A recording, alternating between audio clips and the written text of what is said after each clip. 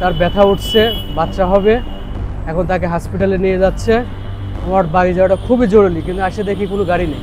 না, বাস ছেড়ে যায়নি, যাত্রী নাই, যাত্রী সংকট, যাত্রীর জন্য বাস ছাড়তে পারছি না। যখন এই নিউজটা পাইলাম শাটডাউন, তখন থেকে আমাদের অনলাইনে যে গাড়িগুলো থাকে সব অফ করে দেওয়া হয়েছে।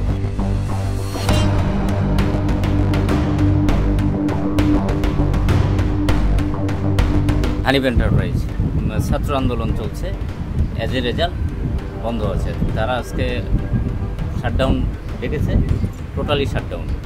কালকে টেলিভিশনে ব্রেকিং নিউজ আসছে, অথরিটি বলছে যে বন্ধ থাকবে। যেহেতু কোম্পানি বন্ধ রেখেছে, আমরা বন্ধ রেখেছি। সকাল থেকে হাতে গোনা 10-15 জন হয়তো বা যাত্রী আসছে, এটুকুই, এর বেশি না। আমার যতটুকু জানা সারা বাংলাদেশই বন্ধ আছে, তবে আমাদের রাজশাহী রুটটা বন্ধ আছে, এটা আমি বলতে পারবো। অথরিটির নির্দেশ না আসা পর্যন্ত আমরা বন্ধ রাখবো। কোটা সংস্কার করা দরকার, ঠিক আছে?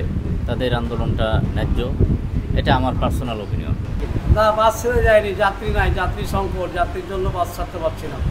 যখন এই নিউজটা পাইলাম যে আপনার আজকে থেকে শাটডাউন, তখন থেকে আমাদের অনলাইনে যে গাড়িগুলো থাকে সব অফ করে দেওয়া হয়েছে সকাল থেকে, আজকে সকাল থেকে। কিন্তু রাত্রের গাড়িগুলো ওপেন করা আছে। হ্যাঁ, অবশ্যই একটা ছেলে এত কষ্ট করে পড়াশোনা করবে, পড়ার পরে তার মেধাটা যদি কাজে না লাগাইতে পারে, ভাই তুমি বৃথা। তো আমি মনে করি এটা যৌক্তিক। এই যে ভালো ভালো পরিবহন যেগুলো, যেমন হানিফ, শ্যামলী, নাবিল, এদের কোনো গাড়ি ভাই ছাড়া হয় নাই সকাল থেকে এই পর্যন্ত, না সন্ধ্যার পর থেকে। আর কালকে যদি পরিস্থিতি ভালো হয়, ইনশাল্লাহ কালকে আমাদের গাড়ি যাবে। না, আজকের এই শাটডাউনের ভিতরে কোনো দূরপাল্লার গাড়ি ছেড়ে যায় নাই, যাত্রীও তেমন নাই। আমি আমার বাড়িতে যাওয়া খুব জরুরি। আমার ওয়াইফ প্রেগনেন্ট, তার ব্যথা উঠছে, বাচ্চা হবে, এখন তাকে হসপিটালে নিয়ে যাচ্ছে। আমার বাড়ি যাওয়াটা খুবই জরুরি, কিন্তু এসে দেখি কোনো গাড়ি নেই। এখন কাউন্টারে বলতেছে যে সন্ধ্যার পরে গাড়ি ছাড়বে। এখন কোনো শিওরলি কোনো কিছু এখনও বলতেছে না। তারপর আমি টিকিট কাটে এখানে বসে আছি।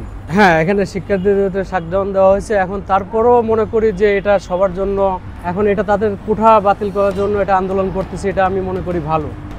এখন আমার বিপদ, এখন তাদের ভালোর জন্য তারা করতেছে, আমি মনে করি এটা আসলে ভালো।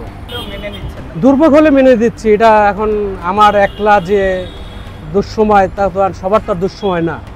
আমার এখন একলা বিপদ, কিন্তু তারপর এখন কষ্ট হলেও আমার বাড়ি যেতে হবে, কিছু করার নেই।